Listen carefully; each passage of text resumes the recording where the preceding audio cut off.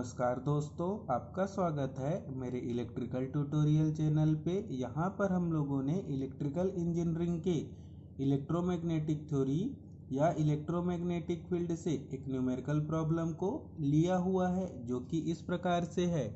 3 uniform infinite sheet of charges are located in free space as follows. First, 3 nanocoulomb per meter square at Z is equal to -4. Second, 6 nanocoulomb per meter square at Z is equal to 1. Third, -8 nanocoulomb per meter square at Z is equal to 4. Find vector E at point P 2, 5, -5. हम लोगों को इस numerical problem पे vector E या electric field intensity को point P के लिए calculate करना है, जिसका कोऑर्डिनेट कितना है 2, 5, -5। और हम लोगों को इस पॉइंट पर इलेक्ट्रिक फील्ड इंटेंसिटी कैलकुलेट करने के लिए 3 अलग अलग यूनिफॉर्म सीट ऑफ चार्ज दिए हुए हैं, जिनमें से पहला है 3 nanocoulomb per metre square at Z is equal to -4। Second है 6 nanocoulomb per metre square at Z is equal to 1। और तीसरा है -8 nanocoulomb per metre square at Z is equal to 4। तो आइए आगे देखते हैं कि हम लोग इस न्यूमेरिकल प्रॉब्लम को किस प्रकार से सॉल्व कर पाएंगे। अब हम लोग इस न्यूमेरिकल प्रॉब्लम पे गिवन डाटा को लिखेंगे। तो हम लोगों को वेक्टर E कैलकुलेट करने के लिए या इलेक्ट्रिक फील्ड इंटेंसिटी कैलकुलेट करने के लिए पॉइंट P कितना दिया हुआ है, तो लिखेंगे 2, 5 और -5। और हम लोगों को 3 अलग अलग यूनिफॉर्म सीट ऑफ चार्ज दिया है, जिनमें से पहला है ρS1 इज इक्वल टू कितना दिया हुआ है 3 नैनोकूलम्ब पर मीटर स्क्वायर। और नैनो को हटाने के लिए कितने का मल्टीप्लाई करेंगे 10 टू द पावर -9। फिर इसका यूनिट हो जाएगा कूलम्ब पर मीटर स्क्वायर। और दूसरा यूनिफॉर्म सीट ऑफ चार्ज दिया हुआ है ρS2, जिसका वैल्यू कितना है 6 नैनोकूलम्ब पर मीटर स्क्वायर। तो इसके वैल्यू को भी लिख पाएंगे 6 × 10 टू द पावर -9। और यूनिट हो जाएगा कूलम्ब पर मीटर स्क्वायर। और तीसरा जो यूनिफॉर्म सीट ऑफ चार्ज दिया है, जिसको हम लोग लिखेंगे ρS3 से, उसका वैल्यू कितना है -8 नैनोकूलम्ब पर मीटर स्क्वायर। तो लिख पाएंगे -8 × 10 टू द पावर -9। और यूनिट हो जाएगा कूलम्ब पर मीटर स्क्वायर। अब हम लोग यहाँ पर आगे तीनों यूनिफॉर्म सीट ऑफ चार्ज के लिए हम लोगों को उनके कोऑर्डिनेट को लिखना होगा। तो अब हम लोग पहले यूनिफॉर्म सीट ऑफ चार्ज पर देख पाएंगे कि हम लोगों को Z कोऑर्डिनेट का वैल्यू कितना दिया हुआ है -4। तो यहाँ पर हम लोग लिख लेंगे Z के जगह कितना -4। अब हम लोग आगे देखेंगे कि पहले यूनिफॉर्म सीट ऑफ चार्ज के लिए x और y के कोऑर्डिनेट को किस प्रकार से लिया जाएगा। तो जब कभी भी हम लोग इस प्रकार के न्यूमेरिकल प्रॉब्लम को सॉल्व करेंगे और हम लोगों को यूनिफॉर्म सीट ऑफ चार्ज का वैल्यू दिया होगा और उस यूनिफॉर्म सीट ऑफ चार्ज का हम लोगों को कोई एक कोऑर्डिनेट दिया होगा, तो हम लोगों को बाकी दोनों कोऑर्डिनेट को गिवन पॉइंट के कोऑर्डिनेट के इक्वल पे लेना होगा। तो इस न्यूमेरिकल प्रॉब्लम पे पहले यूनिफॉर्म सीट ऑफ चार्ज पर Z इज इक्वल टू कितना दिया हुआ है -4। और हम लोगों को यहाँ पर x और y के कोऑर्डिनेट नहीं दिए हुए हैं, तो x और y के कोऑर्डिनेट को हम लोगों को गिवन पॉइंट के कोऑर्डिनेट से लेना होगा। तो x के कोऑर्डिनेट को कितना ले पाएंगे 2 और y के कोऑर्डिनेट को कितना ले पाएंगे 5। अब हम लोग आगे इसी प्रकार से दूसरे यूनिफॉर्म सीट ऑफ चार्ज के लिए कोऑर्डिनेट को लिखेंगे। तो इस पर भी हम लोगों को Z का वैल्यू क्या दिया हुआ है 1। और x और y के कोऑर्डिनेट को गिवन पॉइंट के कोऑर्डिनेट से लिखना होगा। तो लिखेंगे x के जगह पर 2 y के जगह पर 5 और z का वैल्यू हम लोगों को न्यूमेरिकल प्रॉब्लम पे दिया है जो कि कितना है 1। और तीसरे यूनिफॉर्म शीट ऑफ चार्ज के लिए हम लोग कोऑर्डिनेट को किस प्रकार से लिख पाएंगे, तो इस पर भी हम लोगों को z का वैल्यू कितना दिया हुआ है 4 और x और y के कोऑर्डिनेट को हम लोगों को गिवन पॉइंट के कोऑर्डिनेट से लेना होगा। तो लिख पाएंगे x के जगह 2, y के जगह 5 और z के जगह कितना लेंगे 4, जो कि हम लोगों को न्यूमेरिकल प्रॉब्लम पे दिया गया है। अब हम लोग आगे इस न्यूमेरिकल प्रॉब्लम पर देखेंगे कि यूनिफॉर्म शीट ऑफ चार्ज के लिए इलेक्ट्रिक फील्ड इंटेंसिटी को कैलकुलेट करने के लिए कौन से फार्मूले का यूज़ किया जाता है। तो लिख पाएंगे electric field intensity due to uniform sheet of charge. तो इसके लिए हम लोग फार्मूला लिखेंगे रो एस अपॉन 2 एप्सिलॉन 0 और वेक्टर के फॉर्म पे है, तो इस पर हम लोगों को लेना होगा यूनिट वेक्टर ए आर को।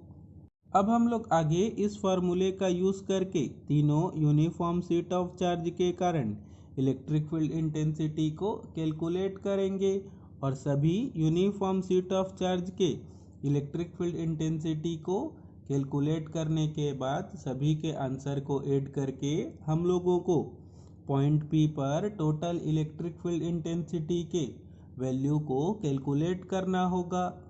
तो अब हम लोग इस न्यूमेरिकल प्रॉब्लम पे पहले यूनिफॉर्म शीट ऑफ चार्ज के कारण इलेक्ट्रिक फील्ड इंटेंसिटी को कैलकुलेट करेंगे। तो उसके लिए हम लोगों को इस फार्मूले पर यूज़ होने वाले यूनिट वेक्टर ए आर के वैल्यू को कैलकुलेट करना होगा। और यूनिट वेक्टर ए आर को कैलकुलेट करने के लिए हम लोगों को यहाँ पर पहले वेक्टर आर को कैलकुलेट करना होगा। और वेक्टर आर को कैलकुलेट करने के लिए पॉइंट P के कोऑर्डिनेट से जो पहले यूनिफॉर्म शीट ऑफ चार्ज का कोऑर्डिनेट है उसको माइनस करके यूनिट वेक्टर के साथ लिखेंगे। तो जब हम लोग 2 को 2 से माइनस करेंगे तो क्या मिलेगा 0। फिर आगे हम लोग 5 से 5 को माइनस करेंगे तो वो भी हो जाएगा 0।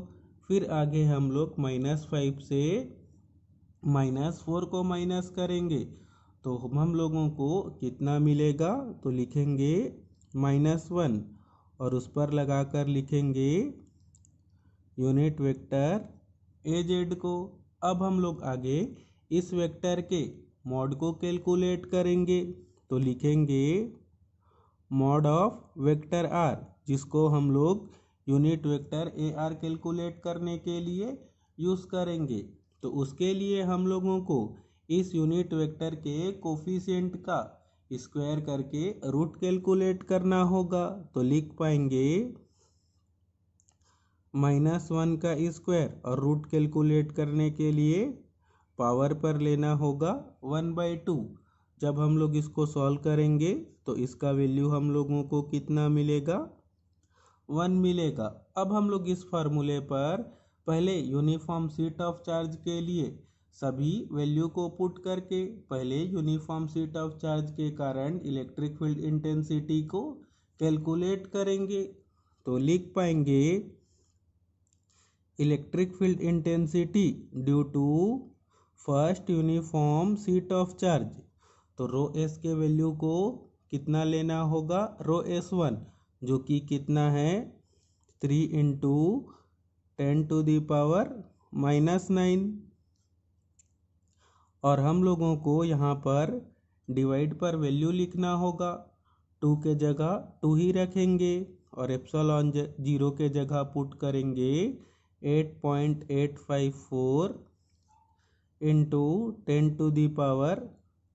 10⁻⁻12 और हम लोगों को इस per unit vector A R का मल्टीप्लाई करना होगा। और unit vector A R calculate करने के लिए वेक्टर आर से मॉड ऑफ वेक्टर आर को डिवाइड करेंगे। तो डिवाइड करेंगे तो लिख पाएंगे -1 unit vector A Z divided by 1। अब हम लोग आगे इसको कैलकुलेटर की हेल्प से सॉल्व करेंगे तो पहले यूनिफॉर्म सीट ऑफ चार्ज के कारण हम लोगों को इलेक्ट्रिक फील्ड इंटेंसिटी कितना मिल पाएगा।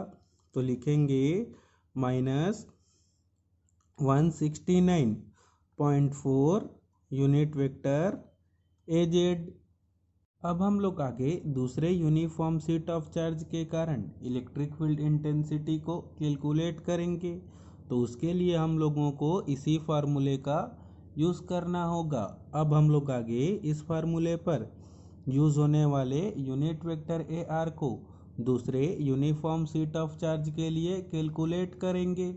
और यूनिट वेक्टर AR कैलकुलेट करने के लिए हम लोगों को यहाँ पर पहले वेक्टर R को कैलकुलेट करना होगा।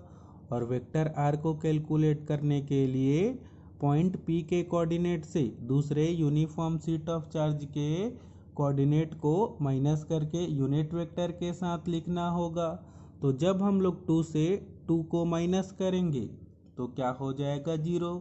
फिर हम लोग आगे 5 से 5 को माइनस करेंगे तो वो भी हो जाएगा 0। फिर अब हम लोग आगे -5 से 1 को माइनस करेंगे तो मिलेगा -6 और उस पर लगाकर लिखेंगे यूनिट वेक्टर AZ को। अब हम लोग आगे यूनिट वेक्टर AR कैलकुलेट करने के लिए जो हम लोगों ने वेक्टर R कैलकुलेट किया है उसके मॉड को कैलकुलेट करेंगे। तो लिखेंगे मॉड ऑफ वेक्टर R। और mod of vector R calculate करने के लिए हम लोगों को इस यूनिट वेक्टर के कोफिशिएंट का स्क्वायर करके रूट कैलकुलेट करना होगा। तो लिखेंगे -6 का स्क्वायर और रूट कैलकुलेट करने के लिए पावर पर ले लेंगे 1/2। और जब हम लोग इसको सॉल्व करेंगे तो इसका वैल्यू कितना मिलेगा +6 मिलेगा। अब हम लोग आगे इस फार्मूले का यूज़ करके दूसरे यूनिफॉर्म सीट ऑफ चार्ज के कारण इलेक्ट्रिक फील्ड इंटेंसिटी को कैलकुलेट करेंगे। तो लिख पाएंगे electric field intensity due to second uniform sheet of charge. तो अब हम लोगों को इस पे ρS के जगह ρS2 के वैल्यू को रखना होगा जो कि कितना है 6 × 10⁻⁻9 और डिवाइड पर हम लोगों को वैल्यू पुट करना होगा। तो 2 वैसा का वैसा ही रहेगा और एप्सिलॉन 0 के जगह हम अब लोग वैल्यू पुट करेंगे जो कि कितना होता है 8.854 × 10⁻⁻12। अब हम लोगों को आगे इस पर यूनिट वेक्टर AR के वैल्यू को रखना होगा। और यूनिट वेक्टर AR कैलकुलेट करने के लिए वेक्टर R से मॉड ऑफ वेक्टर R को डिवाइड करेंगे। तो लिखेंगे -6 AZ डिवाइडेड बाई 6 या +6। अब हम लोग आगे इसको कैलकुलेटर की हेल्प से सॉल्व कर लेंगे। तो हम लोगों को इसका वैल्यू कितना मिल पाएगा लिखेंगे -338.8 और यूनिट वेक्टर AZ। अब हम लोग आगे ठीक इसी प्रकार से तीसरे यूनिफॉर्म सीट ऑफ चार्ज के लिए इलेक्ट्रिक फील्ड इंटेंसिटी को कैलकुलेट करेंगे। तो उसके लिए हम लोगों को इस फार्मूले पर यूज़ होने वाले यूनिट वेक्टर AR के वैल्यू को कैलकुलेट करना होगा। तो जब हम लोग यूनिट वेक्टर AR के वैल्यू को कैलकुलेट करेंगे तो उसके लिए हम लोगों को यहाँ पर पहले वेक्टर R के वैल्यू को कैलकुलेट करना होगा। और वेक्टर R के वैल्यू को कैलकुलेट करने के लिए पॉइंट P के कोऑर्डिनेट से तीसरे यूनिफॉर्म सीट ऑफ चार्ज के कोऑर्डिनेट को माइनस करके यूनिट वेक्टर के साथ लिखना होगा। तो जब हम लोग यहाँ पर 2 से 2 को माइनस करेंगे तो क्या हो जाएगा 0। फिर आगे 5 से 5 को माइनस करेंगे तो वो भी हो जाएगा 0। फिर अब हम लोग आगे -5 से 4 को माइनस करेंगे तो हम लोगों को मिलेगा -9 और उस पर लगाकर लिखेंगे यूनिट वेक्टर AZ को। अब हम लोग आगे unit vector A R calculate करने के लिए वेक्टर आर के मॉड को कैलकुलेट करेंगे।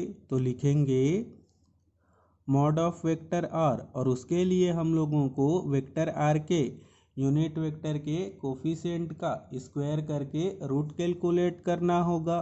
तो लिखेंगे -9 का स्क्वायर, और पावर पर लेना होगा रूट कैलकुलेट करने के लिए 1/2। और जब हम लोग इसको सॉल्व करेंगे तो इसका वैल्यू हम लोगों को क्या मिलेगा, +9 मिलेगा। तो अब हम लोग आगे लिखेंगे electric field intensity due to third uniform sheet of charge. तो लिखेंगे वेक्टर ES3, और अब हम लोगों को इस फार्मूले पर ρS के जगह ρS3 के वैल्यू को पुट करना होगा, जो कि कितना है -8 × 10⁻⁹, और डिवाइड पर हम लोगों को 2 को वैसा का वैसा ही रहने देना होगा, और ε0 का वैल्यू होता है 8.854 × 10⁻12। अब हम लोग इस पे यूनिट वेक्टर ए आर के वैल्यू को पुट करेंगे। तो उसके लिए हम लोगों को वेक्टर आर पे मॉड ऑफ वेक्टर आर को डिवाइड करके लिखना होगा। तो लिखेंगे -9 यूनिट वेक्टर AZ, और डिवाइड पे लिखना होगा +9 या 9 को। और जब हम लोग इसको कैलकुलेटर की हेल्प से सॉल्व करेंगे तो हम लोगों को electric field intensity due to third uniform sheet of charge का वैल्यू कितना मिलेगा, 451.8 यूनिट वेक्टर AZ।